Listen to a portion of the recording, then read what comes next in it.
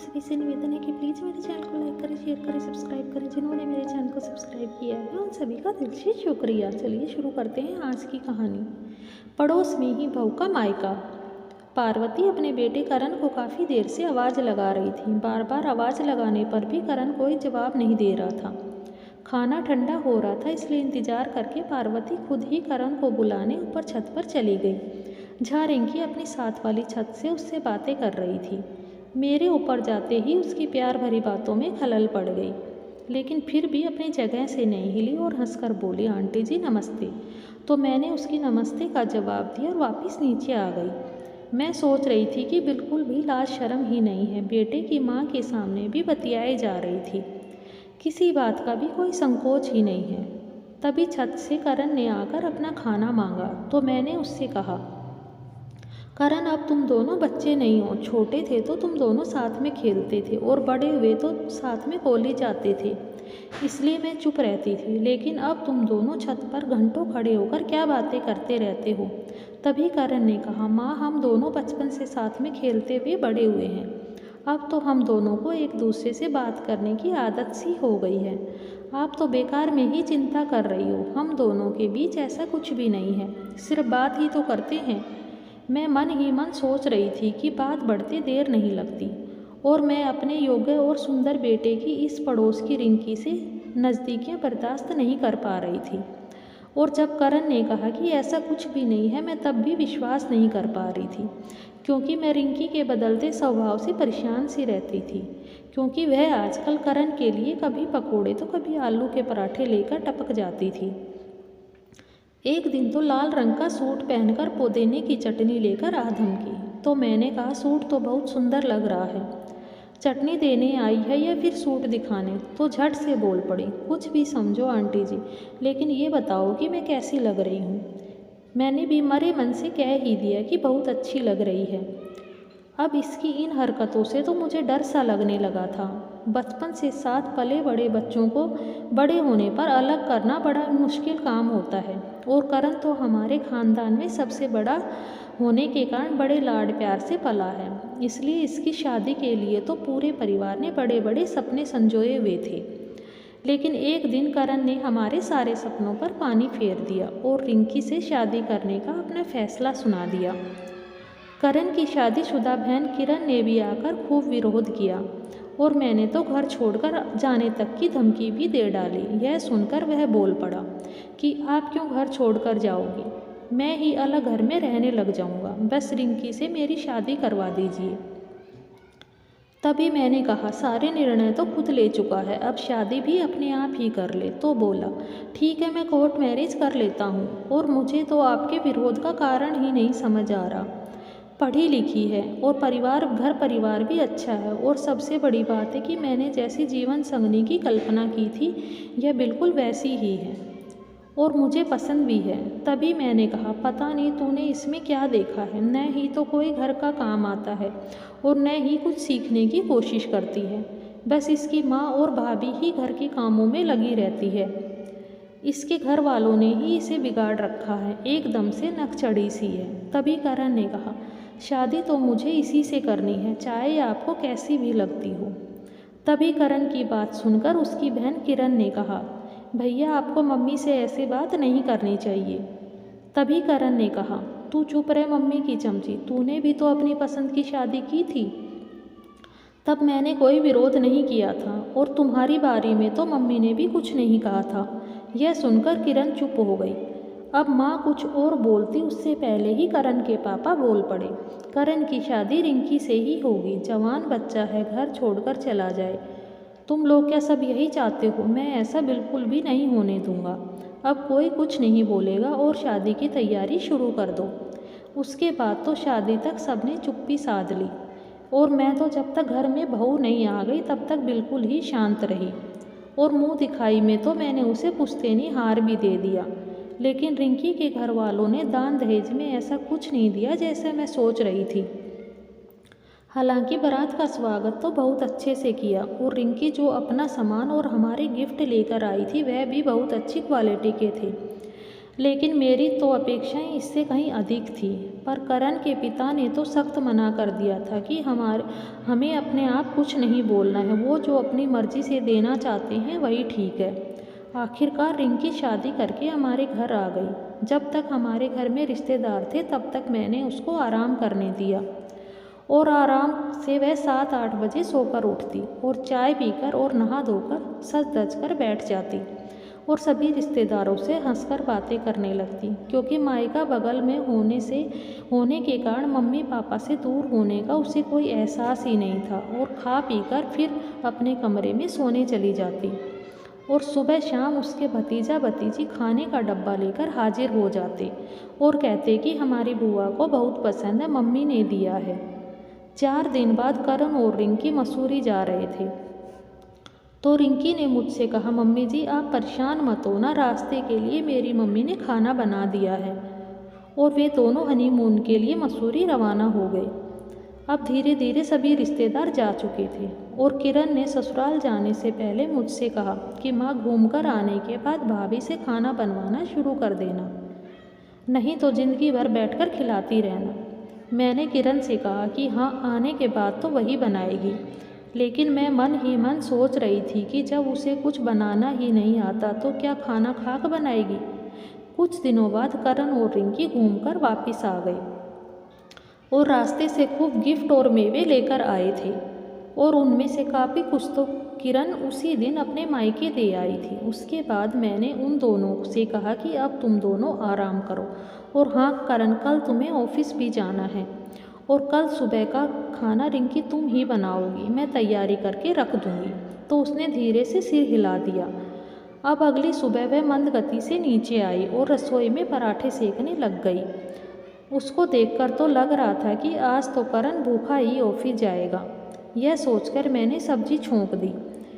काम करते करते मैं उसे भी जल्दी जल्दी हाथ चलाने की सलाह देती रही, जिसे वह बिना मन के सुन रही थी। अगले दिन सुबह इंतज़ार करके मैंने रसोई की सारी तैयारी करके रिंकी को आवाज़ लगाई तो मैंने देखा कि वह कहीं पर भी नहीं थी।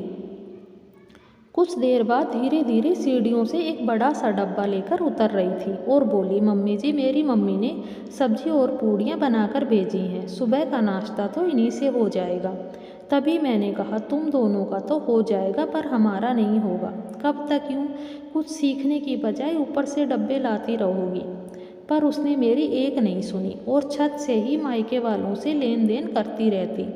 कभी तो वह कचौड़ी हलवा पूरी का डब्बा अपने कमरे में ले जाती और खा पी कर ही डब्बा छत से वापस देकर आ जाती।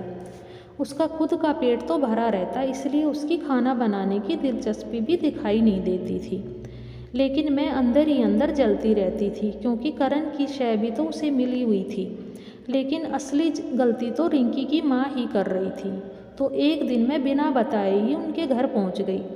मुझे यूँ अचानक देखकर उसकी माँ थोड़ी सी विचलित सी हो गई और मेरी खूब आवभगत की। और उसी दौरान मैंने कहा, आपने रिंकी को कोई कामकाज तो सिखाया नहीं है, लेकिन यूँ छतों से खाने के डब्बे देना और मैं और मेरे पति का पाठ पढ़ाना क्या ठीक है? तभी उसकी माँ बोली, अरे बच्ची है, जो कुछ भी उसकी पसंद का बनता है तो भिजवा देती हूँ, धीरे धीरे सब सीख जाएगी। तभी मैंने कहा, ऐसे वे धीरे धीरे आप पर ही निर्भर हो जाएगी और अपने और घर के प्रति भी समर्पित नहीं हो पाएगी। तभी उसकी माँ ने कहा, अरे आप तो बहुत आगे की सोच रही हैं, एक माँ की तरह सोचेंगी तो आपको कुछ भी गलत नहीं लगेगा। ऐसा बोलकर रिंकी की माँ अपनी बात पर अड़ी रही। मैंने भी उसकी बात सुनी और घर आने के लिए खड़ी हो गई।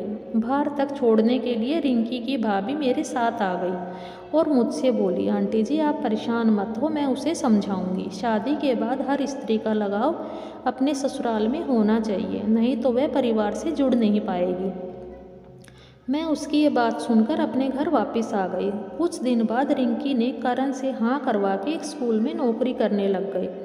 अब वह भी करण के साथ ही टिफ़िन लेकर निकल जाती और दोपहर में आकर खाना खाकर सो जाती और रात के खाने के वक्त नीचे उतरती और सिर्फ रोटी बनाकर चलती बनती और कहती कि मम्मी जी आपको मेरे हाथ की तो सब्ज़ी पसंद ही नहीं आती। और मैं सोच रही थी कि अब मैं तो मुफ्त की नौकरानी बनकर ही रह गई हूँ। तीनों टाइम का खाना बनाती हूँ और साफ़ सफाई करती हूँ। कभी कभी मेरी भी इच्छा होती थी कि रिंकी मेरी मदद करे, लेकिन बोलने से पहले ही वह छुट्टी वाले दिन सिर दर्द और कमर दर्द का बहाना बनाकर पड़ जाती। और अब तो सुबह का टिफ़िन भी अपने घर से ही लेकर चली जाती और दोपहर में अपनी माँ के घर से ही खाकर आ जाती। और कभी कभी तो स्कूल से सीधे अपने मायके ही चली जाती और 2-3 दिन रुककर ही आती। और अब तो वह करण के साथ अलग रहने की योजना बना रही थी। जब मैंने करण से इस बारे में पूछा तो उसने बात को हल्के में लेते हुए कहा, मम्मी ऐसी कोई बात नहीं है, वो तो रिंकी के पापा का एक फ्लैट खाली पड़ा है तो उसमें बस कभी कभार जाकर रह सकते हैं। अगले दिन छत पर कपड़े सुखाते हुए रिंकी की भाभी से बात हुई। जब मैंने उसे फ्लैट के बारे में बताया तो वह चुपचाप से अपनी नंद की योजनाओं के बारे में सुन रही थी और लग रहा था कि जैसे वह किसी सोच में गुम हो रही हो। शायद वह रिंकी की मेरे प्रति बेरुखी को समझ रही थी। लेकिन अब तो मैंने रिंकी को कुछ भी कहना छोड़ ही दिया था। लेकिन कुछ दिनों बाद मैंने महसूस किया कि रिंकी कुछ गुमसुम सी खोई खोई सी रहती थी और उसने चहकना उछलना उद्यम मचाना सब छोड़ दिया था। और यहाँ तक कि उसने छत के चक्कर लगाना और सुबह का माँ के घर से टिफ़िन लेना सब बंद कर दिया था। सुबह उठकर सबके लिए चाय बनाती और करण और अपना टिफ़िन तैयार करके मुंह लटकाए हुए चली जाती।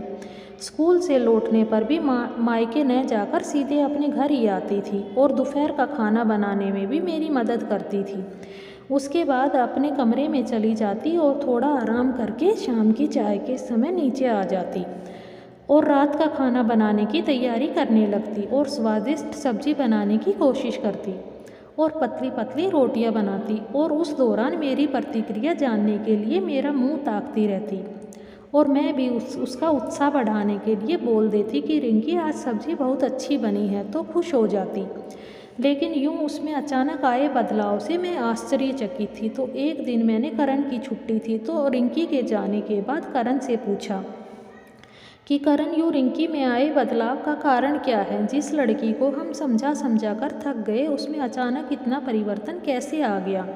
तो करण ने बात को घुमाते हुए कहा कि माँ, उसकी कोई फैमिली प्रॉब्लम है। तो मैंने उससे कहा, तू अब क्या मुझे हर बात घुमा फिरा कर ही बताएगा? तो उसने कहा कि माँ, उसकी भाभी जो घर का पूरा काम काज करती थी और उसका इकलौता भाई जिसने पूरे घर की जिम्मेदारी संभाल रखी थी, अब उन दोनों ने अपने बच्चों के साथ अलग रहने का निर्णय ले लिया है। और रिंकी के समझाने पर भी उसकी भाभी ने उसे उखड़कर कहा कि तुम अपने ससुराल में क्या कर रही हो जो मैं यहाँ पर अपने काम करके मरती रहूँ। उसकी माँ भी उसकी भाभी की इस बर्ताव से दिन रात रोती रहती है। रिंकी ने यह बात बताने के लिए मना किया था और वह भी यह सोच कर परेशान रहती है कि उसके मम्मी पापा बुढ़ापे में अकेले कैसे रहेंगी और उनके घर का खर्चा कैसे चलेगा। उसकी भाभी के ऐसे बर्ताव करने से वह परेशान है और रात भर यही सोच कर ठीक से सो भी नहीं पाती। तो मैंने मन ही मन सोचा, तो अच्छा ये बात है रिंकी के बदलाव की। जब वह सब कुछ खुद कर रही थी तो सब अच्छा था, अब उसकी भाभी ये सब कर रही है तो वह परेशान हो गई। मैंने भी सारी बातें सुनकर चुप्पी साध ली। अब धीरे धीरे रिंकी परेशान होकर मुझसे बातें करने की कोशिश करने लगी। तो मेरी भी बहू के प्रति मन ही मन सहानुभूति उमड़ने लगी और मैंने भी उससे बात करनी शुरू कर दी। तो उसने मुझे सारी बात बता दी। तो मैंने उससे कहा कि कोई बात नहीं, कुछ दिनों में ये सब धीरे धीरे ठीक हो जाएगा। तो उसने मुझसे कहा, नहीं मम्मी जी, भाभी मेरे मम्मी पापा को छोड़कर चली जाएंगी। पता नहीं उनको अचानक क्या हो गया है। वह तो मेरे मम्मी पापा की बहुत इज्जत करती थी और मेरे भाई भाभी तो मुझे भी चिंटू और मुन्नी की तरह ही मानते थे। इसी प्यार की वजह से तो मैं अपने मायके जाती रहती थी। अब पता नहीं भाभी में इतना बदलाव क्यों आ गया है और मुझे आप सबके साथ न निभा पाने के लिए भी ताने देती रहती हैं। रिंकी को परेशान देखकर मैंने उसके कंधे पर हाथ रखा तो वह मुझसे लिपटकर रोने लग गई। उसे रोता देख मुझे तो एक पल ऐसा लगा कि जैसे किरण मुझसे लिपटकर रो रही हो। उसके बाद उसने मुझसे कहा कि मम्मी जी, अभी तक मैं भी आप सबके साथ यही करती आ रही थी, जैसी अपेक्षा अपेक्षा मैं अपनी भाभी से कर रही हूँ, वैसी ही अपेक्षा आप सब मुझसे भी तो करते होंगे। लेकिन मम्मी जी, अब मैं आपको कभी भी शिकायत का मौका नहीं दूंगी और एक बेटी की तरह आपके साथ निभाऊंगी। उसकी ये सारी बातें सुनकर मेरा भी दिल भर आया और मैंने उसे गले से लगा लिया। 1-1.5 महीने बाद मुझे पता चला कि रिंकी के घर में सब कुछ ठीक हो गया है। रिंकी की भाभी ने भी अलग होने की रट छोड़ दी है और पहले की तरह रिंकी के मम्मी पापा के साथ मेल मिलाप से रहने लगी है। उसकी भाभी का यूँ बार बार रूप बदलना मुझे थोड़ा सा अजीब सा लग रहा था।